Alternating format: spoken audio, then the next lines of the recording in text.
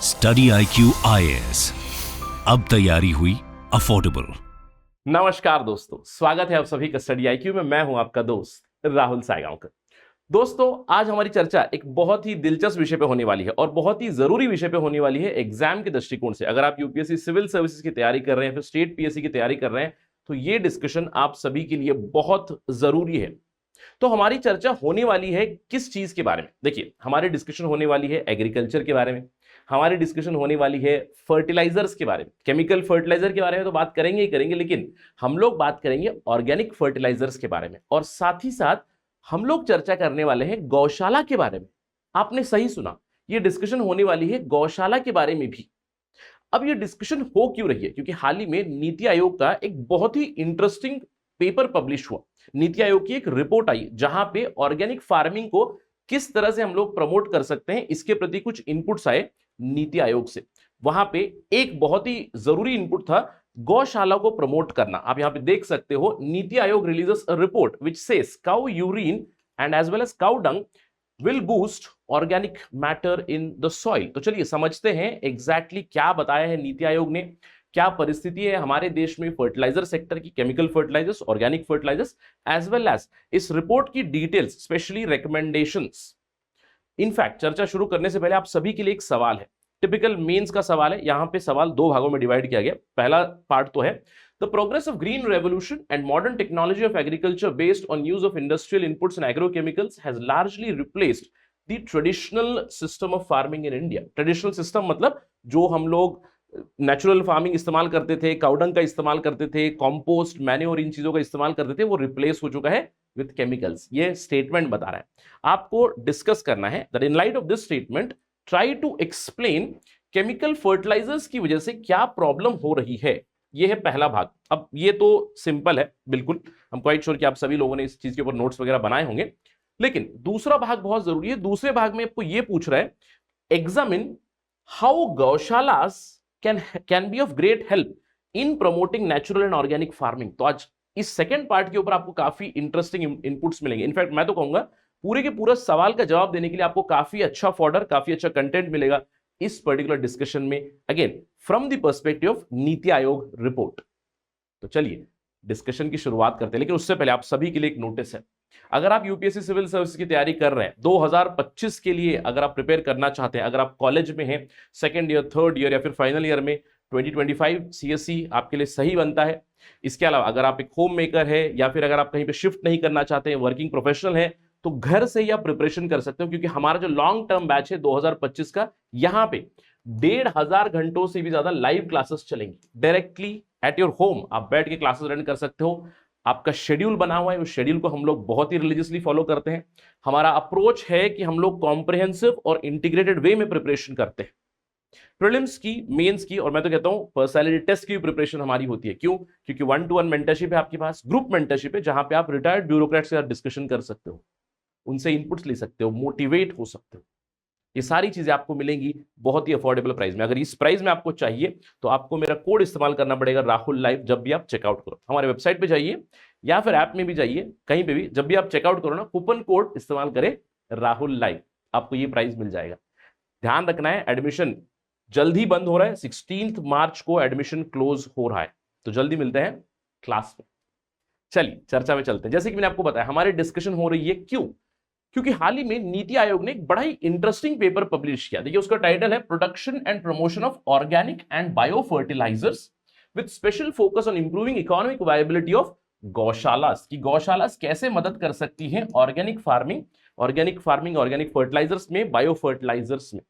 तो इस रिपोर्ट के बारे में हम लोग जानकारी लेने वाले हैं, ठीक है। इस रिपोर्ट के फ्रेमवर्क में ही डिस्कशन करने वाले। सबसे पहली चीज कि सर हमारे देश में ऑर्गेनिक फर्टिलाइजर का सिचुएशन क्या है, कितने लैंड में ऑर्गेनिक फर्टिलाइजर इस्तेमाल होता है, ये सब हमको जानना पड़ेगा। लेकिन उससे पहले हमें जानना पड़ेगा कि इन जनरल केमिकल फर्टिलाइजर्स कितने इस्तेमाल होते हैं। अब कॉमन सेंस मुझे बताती है कि केमिकल फर्टिलाइजर्स हम लोग बहुत ज्यादा इस्तेमाल करते हैं। एनपीके का जो हमारा रेशियो है बहुत हाई है, उसमें भी नाइट्रोजन की मात्रा बहुत ज्यादा है, आप सभी को पता है। लेकिन कुछ इनपुट्स है आपके लिए। देखिए हमारा देश पूरे विश्व में दूसरे पायदान पे आता है। हम लोग सेकेंड लार्जेस्ट प्रोड्यूसर है, सेकेंड लार्जेस्ट कंज्यूमर भी है। ऑफ कोर्स कोई आपको प्राइज नहीं मिलेगा अगर आप पहले पायदान पे कौन है उसको गेस करोगे। कौन है? चाइना है। तो हम लोग सेकेंड नंबर पे आते हैं। अब उसमें भी जब हम लोग देखेंगे कि हमारी कंजम्पशन पर हेक्टेयर फर्टिलाइजर की कंजम्पशन बहुत बड़ी है पिछले 20 सालों में कंपेयर टू 2000 मैं कहूंगा 2001 और अगर आप 2020-21 के आंकड़े देखोगे तो 75% इंक्रीज हुआ है अभी पर हेक्टेयर यानी कि अप्रोक्सीमेटली 2 एकड़ के लैंड को 161 केजी फर्टिलाइजर हम लोग इस्तेमाल करते हैं और उसमें भी सबसे ज्यादा मात्रा में इस्तेमाल करते हैं यूरिया। अब ये क्यों है ये हम लोग जानते हैं, आपने होपफुली इस पे नोट्स बनाए होंगे कि हमारे यहाँ पे न्यूट्रिएंट बेस्ड सब्सिडी चलती है, नाइट्रोजन के ऊपर ज्यादा है, यूरिया के ऊपर सबसे ज्यादा सब्सिडी मिलती है, बहुत ज्यादा इस्तेमाल होता है। We do know that. यानी कि एक तो हमारे यहाँ पे हो क्या रहा है, पिछले 20 सालों में कंटिन्यूसली फर्टिलाइजर का इस्तेमाल ज्यादा हो रहा है, साथ ही साथ इस फर्टिलाइजर की दर यानी कि कॉस्ट भी बहुत बढ़ रहा है। और आप जानते हैं कि फर्टिलाइजर के कॉस्ट में जुड़ा हुआ है सब्सिडी का कॉस्ट। और अगर हम लोग सब्सिडी को देखेंगे, हमारी सब्सिडी कितनी बड़ी है, देखिए 2000 यानी कि 2001-2002 में हमारी सब्सिडी थी अप्रोक्सीमेटली, सालाना सब्सिडी दिया करते थे 12,900 यानी कि अंदाजन 13,000 करोड़ के आसपास हमारी सब्सिडी थी। 20 साल बाद ये 10 गुना बढ़ चुकी है। 1,31,000 करोड़ की सब्सिडी अभी जाती है फर्टिलाइजर्स के ऊपर, और मैं केवल केमिकल फर्टिलाइजर्स की बात कर रहा हूं। तो इमेजिन कीजिए क्या हो रहा है। एक तो भैया हम लोग बहुत ज्यादा फर्टिलाइजर इस्तेमाल कर रहे हैं, इसके अलावा प्रॉब्लम क्या है, एक तो भैया यूरिया बहुत ज्यादा इस्तेमाल हो रहा है, नाइट्रोजन बेस्ड फर्टिलाइजर बहुत ज्यादा इस्तेमाल हो रहा है, सब्सिडी में पैसे हमारे बहुत ज्यादा लग जा रहे हैं, और अगर फर्टिलाइजर ज्यादा इस्तेमाल करेंगे इसका मतलब क्या है, हमारे पर्यावरण के ऊपर भी इंपैक्ट तो हो ही रहा है। And I am quite sure कि अब आप सोच रहे होंगे सर ये कोई नई बात नहीं है ना, कुछ नई चीज बताओ, क्योंकि ये तो मैंने तैयारी की हुई है, मुझे पता है कि हमारे यहाँ पे फर्टिलाइजर बहुत ज्यादा इस्तेमाल होती है, नाइट्रोजन बहुत ज्यादा इस्तेमाल होता है, जिसकी वजह से ब्लू बेबी सिंड्रोम होता है, या फिर जो हमारी फर्टिलाइजर्स है पानी से ज्यादा इरिगेशन करने से वाटर बॉडी में चली जाती है, वहां पे यूट्रोफिकेशन होता है, अल्गल ब्लूम्स होते हैं जिससे प्रॉब्लम होती है, बायोडाइवर्सिटी खराब होती है, फिर बायोडाइवर्सिटी कंजर्वेशन के इश्यूज होते हैं। ये सभी चीजें मुझे पता है। ये तो नॉर्मल जो हमारे केमिकल फर्टिलाइजर्स थे उसके बारे में। सवाल ये है सर ऑर्गेनिक फर्टिलाइजर का क्या मामला है, मुझे ये जानना है कि ऑर्गेनिक फर्टिलाइजर कहां पे। देखिए सबसे पहली चीज आपको जानना है, जब भी हम लोग ऑर्गेनिक फर्टिलाइजर्स की बात करें तो एक हो गया ऑर्गेनिक फर्टिलाइजर, दूसरा हो गया बायो फर्टिलाइजर। तो इन दोनों में थोड़ा सा अंतर हमें समझने की जरूरत है। दूसरा है ये सारी चीजें रेगुलेटेड किससे है। देखिए इंडिया में ऑर्गेनिक फर्टिलाइजर्स और बायो फर्टिलाइजर्स दोनों रेगुलेटेड है by fertiliser inorganic organic and mixed control order, FCO order 1985। अब इस एफसीओ ऑर्डर के अंदर हमारे 11 बायो फर्टिलाइजर्स है और 10 ऑर्गेनिक फर्टिलाइजर्स है। अब ये ऑर्गेनिक फर्टिलाइजर क्या है, लिस्ट क्या है, देखिए 10 ऑर्गेनिक फर्टिलाइजर की लिस्ट है ये। एक तो हो गया सिटी कॉम्पोस्ट, दूसरा हो गया वर्मी कॉम्पोस्ट, ये तो सिंपल है। कॉम्पोस्ट मतलब क्या, जो भी वेस्ट मटेरियल रहेगा, यानी कि आप समझ लीजिए वेस्ट ऑर्गेनिक मटेरियल है, जो भी बची कुछ सब्जी है, वेस्ट है, ऑर्गेनिक वेस्ट है, उसको हम लोग कॉम्पोस्ट बनाएंगे, यानी कि अर्थवर्म इस्तेमाल करेंगे, उसको ब्रेक डाउन करेंगे। इसके अलावा मैन्योर है आपके पास, organic manure, phosphate rich manure, organic manure, दूसरे मैन्योर मतलब बेसिकली वेस्ट मटेरियल जो बनता है, यानी कि यूरिन और फीसिस से जो बनता है, एक्सक्रीटा मटेरियल से जो बनता है उसको हम लोग कहते हैं, जैसे गोबर से जो बनता है मैन्योर। इसके अलावा हड्डी से जो बनता है बोन मील रॉ, इसके अंदर बहुत ज्यादा कैल्शियम होता है, बहुत ज्यादा फास्फोरस होता है, ये हमें पता है। इसके अलावा पोटैश हम लोग डिराइव करते हैं। देखिए पोटैश की हमारे पास सोर्सेस नहीं है, लेकिन पोटैश हम लोग डिराइव कर सकते हैं रोडोफाइट से। अब ये रोडोफाइट एक एक्वाटिक प्लांट है, मैं कह सकता हूं एक्वाटिक एल्गे है, जिससे हम लोग पोटैश डिराइव करते हैं, उसको भी हम लोग बायो फर्टिलाइजर में डालते हैं। इसके अलावा दूसरे तरह के मैन्योर से, ठीक है, दूसरे तरह के मैन्योर। तो बेसिकली मैं कह सकता हूं ऑर्गेनिक फर्टिलाइजर में मैन्योर, कॉम्पोस्ट।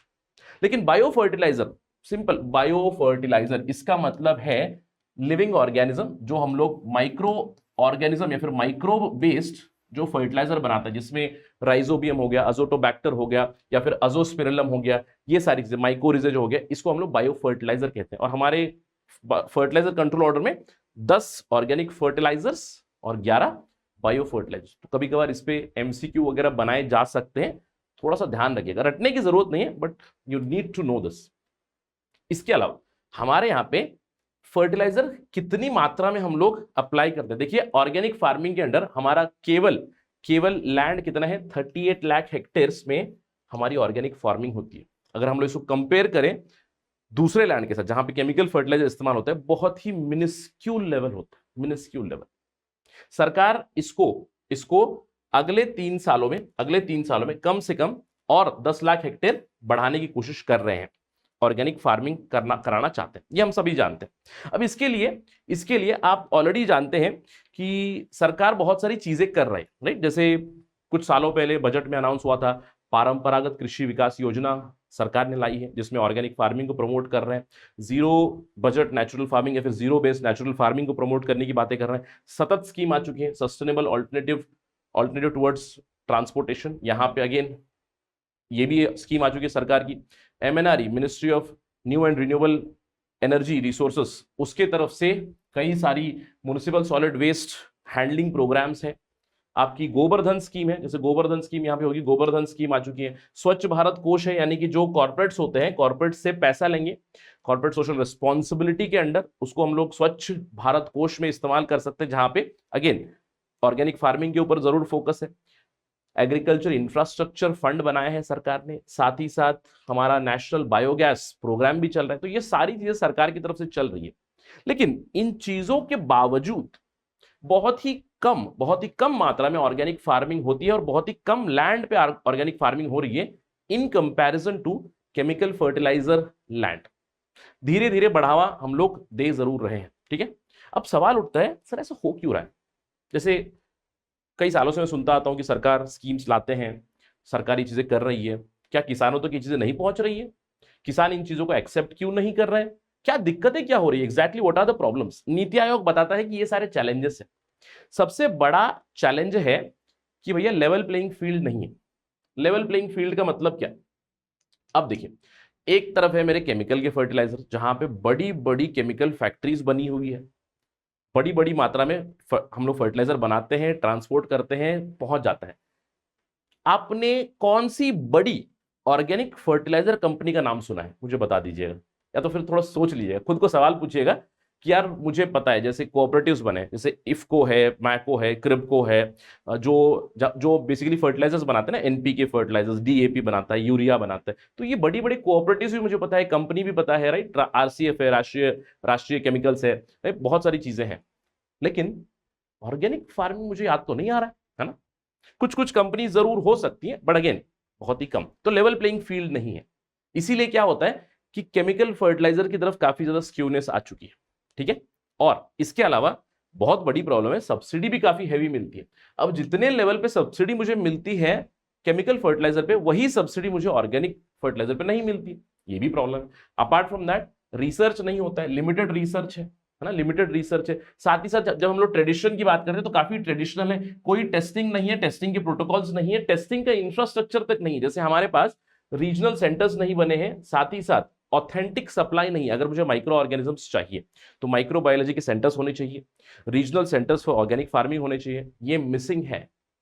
मतलब अभी भी जो भी हम लोग कंपोस्ट बनाते हैं, वर्मी कंपोस्ट बनाते हैं, ऑर्गेनिक फर्टिलाइजर जो बना रहे हैं, वहां पे दिक्कत यह है कि आपको लेवल प्लेइंग फील्ड और इंफ्रास्ट्रक्चर नहीं मिल रहा है सरकार की तरफ से भी, साथ ही साथ प्राइवेट प्लेयर्स भी नहीं है वहां पे।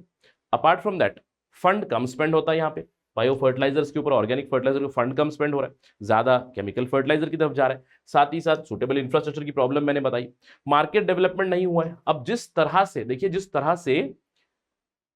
तरह से आपने एडवर्टाइजमेंट देखे होंगे, जैसे बड़ी बड़ी जो कंपनीज है, कोऑपरेटिव्स है, वो खुद के फर्टिलाइजर को प्रमोट करते हैं। जैसे आपने ऐड जरूर देखा होगा, नैनो यूरिया का ऐड आपने जरूर देखा होगा ना, नैनो यूरिया का नया ऐड देखा होगा आपने, या फिर दूसरे जो कंपोनेंट्स होते हैं, हर्बिसाइड्स, पेस्टिसाइड, उसके टीवी पे तो मैं बहुत बार देखता रहता हूँ, लेकिन बहुत ही कम मुझे ऑर्गेनिक फार्मिंग वाले या फिर ऑर्गेनिक फर्टिलाइजर वाले एड्स बहुत कम मिलते हैं। क्यों? क्योंकि मार्केटिंग नहीं होती, साथ ही साथ एक्सटेंशन और अवेयरनेस नहीं है। क्योंकि देखिए प्रॉब्लम ये है, दो तरफा, दोनों जगह पे भी जो लोग मैन्योर, जो लोग कंपोस्ट बना रहे हैं, जो कंपनीज बना रही है, उनके अंदर भी अवेयरनेस कम है, उनको सपोर्ट भी कम है, साथ ही साथ फार्मर के साथ भी दिक्कत है, लैक ऑफ अवेयरनेस। किस तरह से एक्सेप्टेबिलिटी हम लोग ला सकते हैं? एक एटीट्यूड जरूर बन चुका है कि यार मैं मतलब 2 थैले यूरिया अप्लाई कर देता हूं, 2 थैले यूरिया में काफी अच्छा मेरे को आउटपुट आता है, लेकिन वही आउटपुट मुझे इस जो हमारे गोबर से खाद बनता है, जो ऑर्गेनिक फर्टिलाइजर है, बायो फर्टिलाइजर है, शायद उससे नहीं बन रहा है। इस तरह का एक एटीट्यूड या फिर साइकी भी जरूर बन चुका है। तो इसलिए अवेयरनेस क्रिएट करने की जरूरत है हमारे किसान भाइयों में भी। ठीक है, तो ये चैलेंजेस है। अब इन चैलेंजेस के लिए एक सोल्यूशन क्या हो सकता है? जैसे नीति आयोग की जो पूरा रिपोर्ट का फोकस है वो है गौशाला के ऊपर। गौशाला, अब ऑफ कोर्स आप सभी ने गौशाला के बारे में सुना तो होगा ही, सभी लोग गौशाला को जानते भी हैं, I am quite sure, right. गौशाला मुझे बताने की जरूरत नहीं है, लेकिन फिर भी I want to tell you the official definition. Answer writing के दृष्टिकोण से according to Bureau of Indian Standards gaushala क्या होती है? अब जहां पे ऑफ कोर्स गायें रहेंगी, काउस रहेंगी, आपके मिल्क एनिमल्स रहेंगे, अब वहां पे उनकी हेल्थ को इंप्रूव करना है, उनकी प्रोडक्टिविटी को इंप्रूव करना है, उनके आउटपुट को इंप्रूव करना है, साथ ही साथ कंजर्व जर्म प्लाज्म यानी कि इंडिजिनस ब्रीड्स हम लोग बनाएंगे, और एनिमल क्रूअल्टी को भी स्टॉप करना है। और इन दोनों को मैं हाईलाइट क्यों कर रहा हूं? क्योंकि अगर मैं एक सिंपल एमसीक्यू बना दूंगा, consider the following statement about गौशाला, या फिर गौशाला किस लिए होती है। स्टेटमेंट 1, गौशाला is for protection of cows. Statement 2, गौशाला is for improving the productivity of cows, milk production ज्यादा करने के लिए। तीसरा है कंजर्व जर्म प्लाज्म। चौथा है एनिमल क्रूअल्टी को रोकना है। तो इस तरह के स्टेटमेंट बेस्ड सवाल भी बन सकते हैं। इसके अलावा गौशाला के अलग अलग नाम भी है, जैसे अलग अलग रीजन्स में अलग अलग नामों से हम लोग उसको जानते हैं, जैसे कि पिंजरापोल हो गया, कंजी हाउस हो गया, गवातिका हो गया। और ये जो गौशाला है ये कोई नई चीज नहीं, इसलिए मैंने आपको बोला है ट्रेडिशनली इतिहास में भी इसके बहुत सारे एविडेंसेस आपको मिलेंगे, स्पेशली वैदिक टाइम से, जब से हम लोगों ने डोमेस्टिकेशन शुरू किया है ना एनिमल्स का, मिल्क एनिमल्स का, जब से डोमेस्टिकेशन शुरू हुआ है तब से गौशाला तो मिलेगी ही मिलेगी ना। तो इनफैक्ट वैदिक एज में भी, जो अर्ली वैदिक लेटर वैदिक में, भैया लड़ाइयाँ किस लिए होती थी? लड़ाइयाँ होती थी इन्हीं के लिए, तो लड़ाइयाँ हो चुकी है ना, कि गायों के लिए लड़ाई, जिसके पास ज्यादा कैटल है वो बहुत रिच समझा जाता था। तो गौशाला का हिस्ट्री आपको वैदिक पीरियड से ही मिलता है। लेकिन अगर हम लोग आजकल स्पेशली इंडिपेंडेंस के बाद बात करें, गौशालास को रिकॉग्नाइज किया गया है। I want you to know this कि गौशाला को रिकॉग्नाइज किया गया है under the act, right, animal act 1960, Prevention of Cruelty to Animals Act 1960, और गौशालास को रजिस्टर कर सकते हैं Animal Welfare Board of India के अंडर। आपको ध्यान रखना है, यानी कि अगर आप एक गौशाला बनाना चाहते हो तो आप इसको रजिस्टर कर सकते हो animal Welfare Board of India के साथ। यहां से आपको फंडिंग भी मिल सकती है, सपोर्ट भी मिलेगा, बहुत सारी चीजें होती है। तो ये बहुत जरूरी इनपुट आपको देना था मुझे, ठीक है। तो अभी तक हम लोगों ने क्या एस्टेब्लिश किया? सर केमिकल फर्टिलाइजर बहुत इस्तेमाल करते हैं, ऑर्गेनिक फर्टिलाइजर हम लोग कम इस्तेमाल कर रहे हैं, बहुत कम लैंड पे इस्तेमाल करते हैं। दिक्कतें मैंने जान ली है, चैलेंजेस।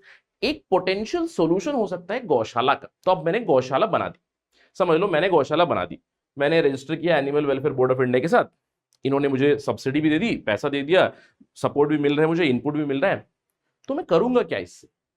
देखिए, इसकी वायबिलिटी को स्टडी करने के लिए नीति आयोग ने अलग अलग गौशाला के ऊपर रिसर्च किया, उनके इनपुट्स को देखा कि कितना पैसा लगता है, कितने लाख रुपए लगते हैं आपको बनाने के लिए, कितने लाख लगेंगे, कितने लाख आप कमा सकते हो, कितने में ब्रेक इवन हो सकते हो। तो एक पर्टिकुलर गौशाला का जो डिटेल्स इन्होंने यहां बताया कि गौशाला से क्या क्या प्रोडक्ट हम लोग प्रोड्यूस कर सकते हैं। देखिए, हम लोग फिनाइल बना सकते हैं, नेचुरल फिनाइल, ऑर्गेनिक मैन्योर हम लोग बना सकते हैं, काउडंग के गमले हम लोग बना सकते हैं, गोबर के ब्रिक, गोबर की ईट, गोबर से खादी पेंट हम लोग बना सकते हैं।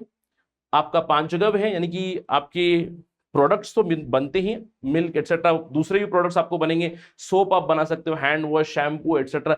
ये again apart from the main products, ये सारी चीजें हैं गौशाला के फायदे। और यहां पे नीति आयोग ने बताया कि सालाना अगर गौशाला की हम लोग बात करें तो 10 लाख के आसपास आपके रेवेन्यू निकल सकती है इन सारे प्रोडक्ट्स। और यहां पे अगर आप बात करोगे तो ये जो मैन्योर है, मैन्योर से आप काफी ज्यादा चीजें, काफी ज्यादा रेवेन्यू वगैरह निकाल सकते हैं। तो ये वायबल भी बनेगा, ये वायबल बनेगा या फिर वायबल बन सकता है। नीति आयोग कहता है कि अगर गौशाला एक है तो गौशाला को में जो इन्वेस्टमेंट जाएगा 3 से 4 साल में ब्रेक इवन हो सकते हैं, उसके आगे इसके बहुत सारे फायदे मिल सकते हैं। और ऑर्गेनिक फार्मिंग यानी कि ऑर्गेनिक फर्टिलाइजर और बायो फर्टिलाइजर हम लोग और भी बढ़ावा दे सकते हैं थ्रू दीज गौशालास। ये आर्गुमेंट है, ठीक है। अब सवाल उठता है कि सर यहां पे हमें क्या करने की जरूरत है? कि मैं समझ गया गौशाला को प्रमोट कर सकते हैं, तो नीति आयोग कहती है हम लोग क्या क्या कर सकते हैं, व्हाट आर द रिकमेंडेशंस। सबसे पहली चीज है कि जो हेवी सब्सिडी मिलती है हमें यूरिया के ऊपर, दूसरे न्यूट्रिएंट बेस्ड सब्सिडी जो मिलती है, उस सब्सिडी को हम लोग कम कर सकते हैं, या फिर उसी तरह की सब्सिडी हम लोग ऑर्गेनिक फर्टिलाइजर के ऊपर भी दे सकते हैं। दूसरा एक सुझाव ये है कि भैया जिस तरह से आप यूरिया को, डीएपी को, एनपीके को प्रमोट करते हो, कंपनीज है जैसे कि इफको कंपनी है, क्रिप्को कंपनी है, माको कंपनी है, आपकी जो कोऑपरेटिव्स बनी है, प्राइवेट कंपनीज जो है, जिस तरह केमिकल फर्टिलाइजर को आप प्रमोट करते हो, इसको भी आप मार्केट कीजिएगा, गौशाला को मार्केट कीजिएगा, गौशाला के प्रोडक्ट को मार्केट कीजिएगा। साथ ही साथ कौ डंग और कौ यूरिन को हम लोग एनकरेज कर सकते हैं as a supplement, nutrient supplement. इसके अलावा जैसे कि मैंने आपको बताया कि मुझे एक गौशाला बनाना है गौशाला बनाना, भैया गौशाला बनाना एक कैपिटल इन्वेस्टमेंट है, लाखों रुपए लग जाते हैं। तो जब लाखों रुपए लग रहे हैं तो मुझे क्रेडिट की जरूरत है, मुझे असिस्टेंस की जरूरत पड़ेगी, सरकार की तरफ से सब्सिडी की जरूरत पड़ेगी। तो क्या होना चाहिए, आपको कैपिटल असिस्टेंस मिलनी चाहिए, मार्केटिंग की भी असिस्टेंस मिलनी चाहिए, साथ ही साथ कंसेशनल रेट के ऊपर लोन्स भी आपको जरूरी हो जाएंगे। इसके अलावा सारी चीजें आसान हो, उसके लिए नीति आयोग कहता है एक पोर्टल हम लोग जरूर बना सकते हैं, साथ ही साथ PPP, public private partnership based गौशाला हम लोग बना सकते हैं। ये भी एक बहुत ही अच्छा सुझाव है। इसके अलावा एक पॉसिबिलिटी जरूर बताइए। पॉसिबिलिटी है कि देखिए हमारे पास केमिकल फर्टिलाइजर तो है ही है, ऑर्गेनिक फर्टिलाइजर भी है, इन दोनों की ब्लेंडिंग हो सकती है क्या, इसके ऊपर जरूर रिसर्च होना चाहिए, इसके ऊपर जरूर हम लोग एक प्रोडक्ट निकाल सकते हैं।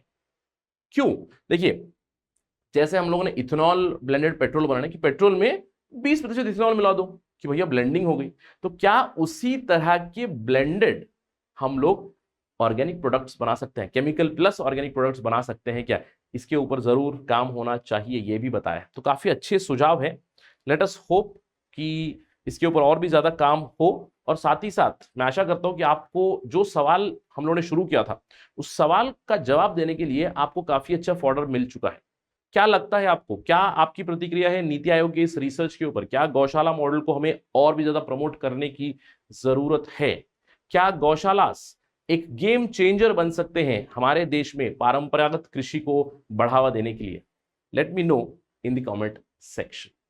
That is it in this particular discussion. अगर इसके ऊपर कोई भी अपडेट आएगी, कोई और खबर आएगी, तो हम लोग जरूर चर्चा करेंगे on study IQ। Thank you for watching this video. लेकिन जाने से पहले अगर आपको ये वीडियो पसंद आया है, अगर आप मुझे फॉलो करना चाहते हैं, अगर आपका कोई मैसेज है, सुझाव है, complaint, feedback, anything, you can always follow me on this particular ID. और ध्यान रखिएगा मेरा इंस्टाग्राम का आईडी यही है, मैं सैटरडे संडे पे रिप्लाई जरूर करता हूं, और मेरा टेलीग्राम चैनल भी यही है, इसके ऊपर मैं आपको नीति आयोग की रिपोर्ट शेयर कर दूंगा। Thank you for watching this again. जय हिंद। स्टडी IQ IAS, अब तैयारी हुई अफोर्डेबल।